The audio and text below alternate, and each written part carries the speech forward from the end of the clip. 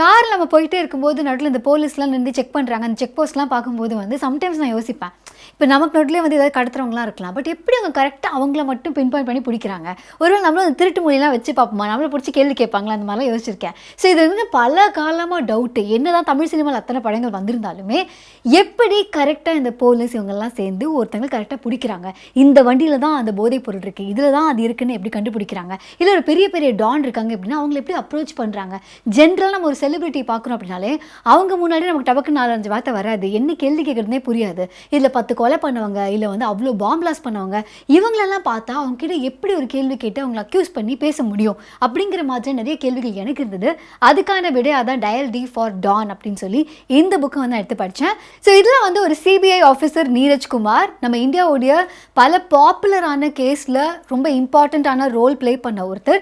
So அவருடைய hands on experience, எப்படி இவங்கெல்லாம் பிடிச்சாங்க, இவங்களை மீட் பண்ண தருணம் எது, எதை வச்சு எதை லீடாக கண்டுபிடிச்சாங்க அப்படிங்கிற மாதிரியான பல விஷயங்களை நம்ம கூட ஷேர் பண்ணியிருக்காங்க.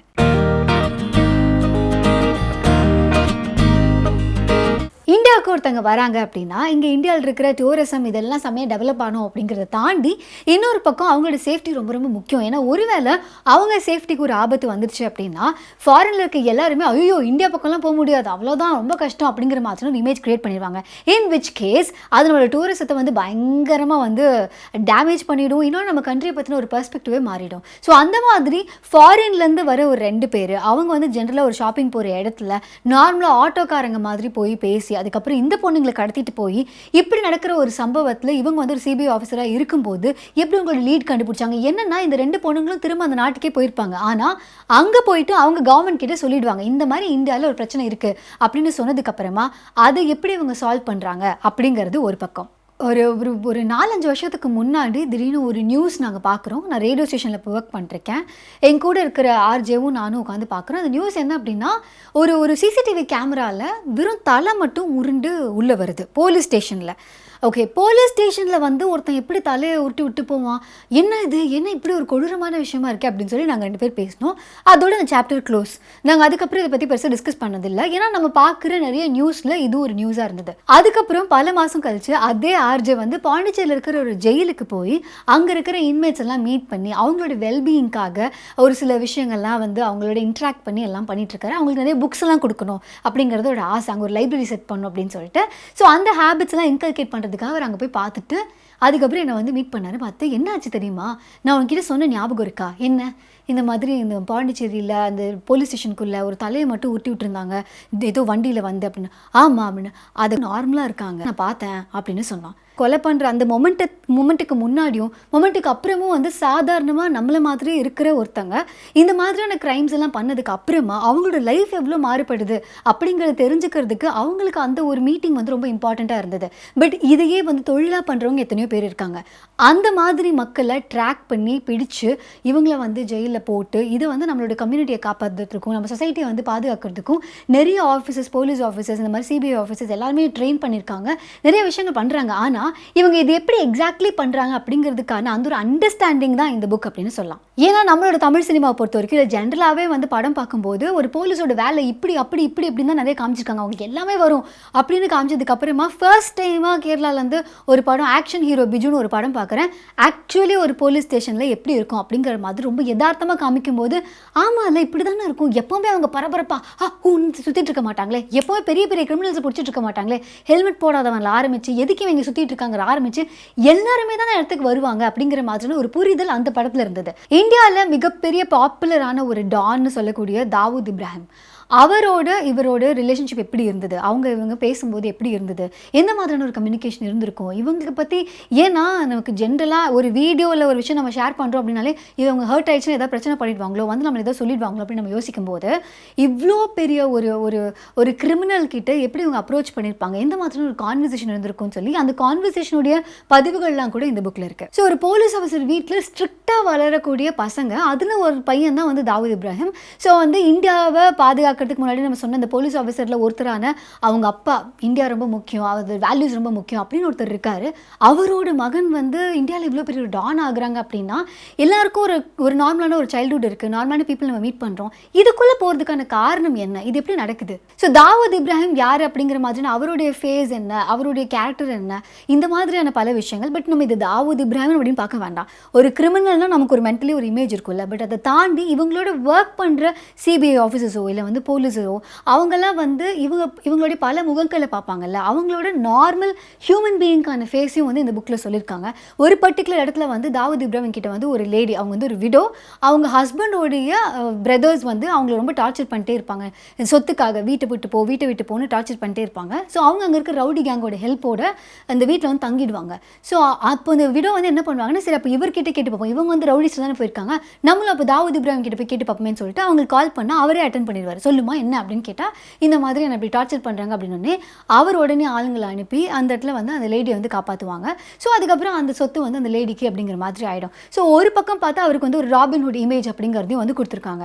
இதையும் தானே நான் இதையும் யோசிச்சிருக்கேன், நம்மளை வந்து எங்கேயாவது கடத்திட்டு போயிட்டாங்க அப்படின்னா எப்படி கண்டுபிடிப்பாங்க, நம்ம எப்படி வந்து சொல்லுவோம் அந்த மாதிரிலாம். ஸோ அந்த மாதிரி ஒரு இன்சிடென்ட்டும் இதில் இருந்தது. ஒரு பர்டிகுலராக ஒரு ஆளை வந்து கடத்திடுவாங்க, அது ஒரு பில்டிங்கோட உச்சியில் அங்கே இருக்கிற சவுண்டை வச்சு எப்படி முதல்ல அவங்க அந்த ஏரியாவை கண்டுபிடிக்கிறாங்க.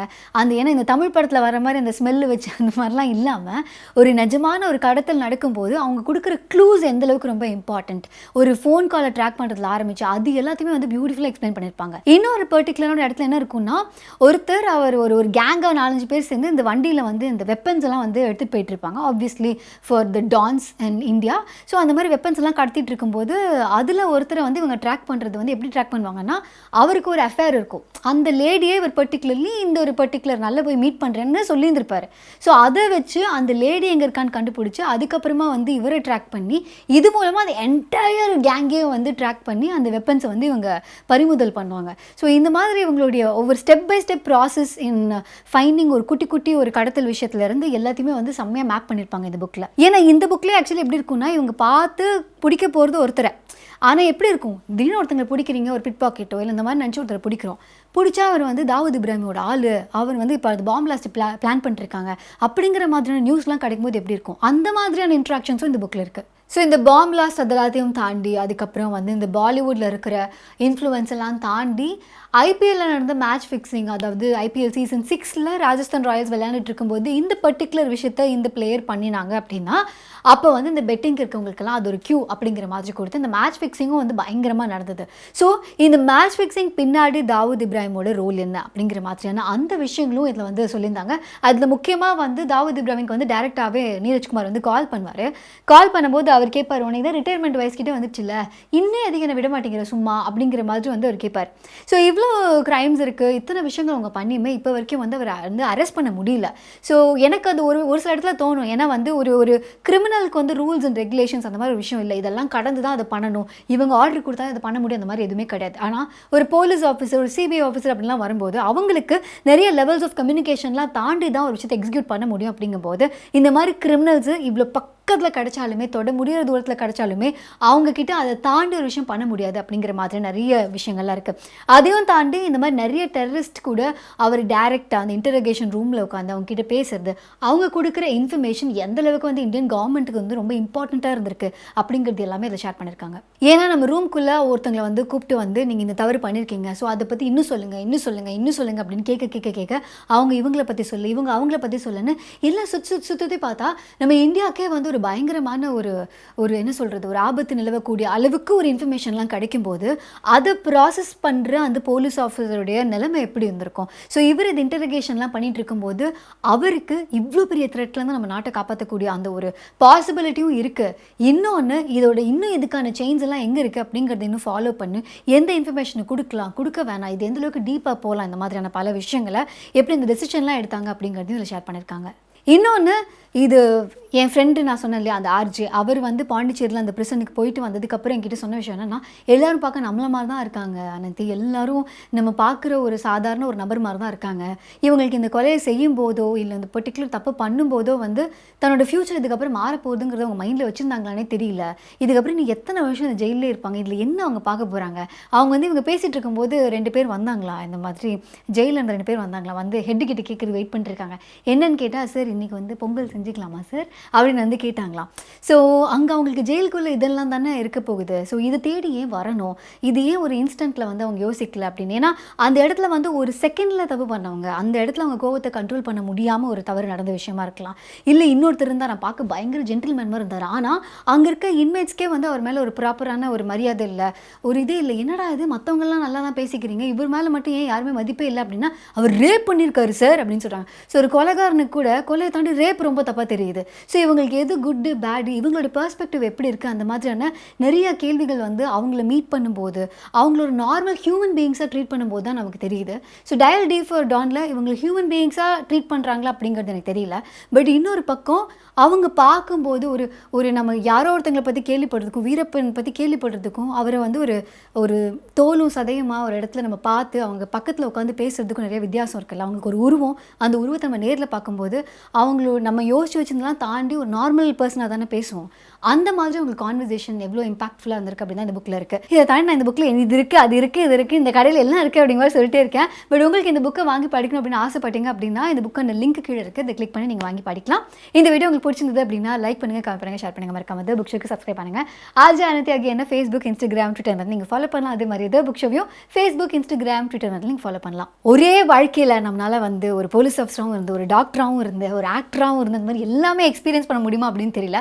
பட் இந்த மாதிரி புக்ஸ் மூலமாக அவங்க லைஃப் எப்படி இருக்குது அப்படிங்கிறத தெரிஞ்சுக்கிறது வந்து பயங்கரமான ஒரு வாய்ப்பு கிடைக்குது. ஸோ இந்த மாதிரி நிறைய புக்ஸ் நீங்களும் எக்ஸ்ப்ளோர் பண்ணணும் அப்படின்னு ஆசைப்பட்டீங்கன்னா குட் ரீட்ஸ்லாம் இந்த புக்லாம் படிச்சுட்டு இருக்கேன் அப்படின்னு ஆசைப்படுற அப்டேட்ஸ்லாம் கொடுத்துட்டே இருப்பேன். அங்கே நீங்களும் வந்து அதை ஃபாலோ பண்ணலாம். அதுக்கான லிங்க்கும் கீழே இருக்குது. இவ்வளோ நேரம் நான் பேசின விஷயங்கள் அதாவது ஃபாஸ்ட்டாக இருக்கே அப்படின்னு நீங்கள் ஃபீல் பண்ணியிருந்தாலும் பரவாயில்ல, யூடியூப்பில் ஸ்லோவாக கேட்குறது ஒரு ஆப்ஷன் இருக்கான், அதை நீங்கள் யூஸ் பண்ணிக்கலாம். இல்லை நீங்கள் ஆடியோ மட்டும் கேட்கணும் அப்படின்னு ஆசைப்பட்டீங்கன்னா ஸ்பாட்டிஃபைல தி புக் ஷோடைய பாட்காஸ்ட் எக்ஸ்க்ளூசிவாக இருக்குது, அதுக்கான லிங்க்கும் கீழே இருக்குது. இவ்வளோ நேரம் நான் உங்ககிட்ட நிறைய ஷேர் பண்ணி முடிச்சிட்டேன். ஸோ நீங்கள் என்கிட்ட ஏதாவது ஷேர் பண்ணணும் அப்படின்னு நினச்சிங்கன்னா arjananthi@thebookshop.in அப்படிங்கிற மெயில் ஐடிக்கு நீங்கள் மெயில் பண்ணலாம். இல்லை the book show by Ananthi அப்படிங்கிற இன்ஸ்டாகிராம் பேஜ்லையோ arjananthi அப்படிங்கிற இன்ஸ்டாகிராம் பேஜ்லையோ நீங்கள் எனக்கு இன்பாக்ஸும் பண்ணலாம். ஓகே, பாய்.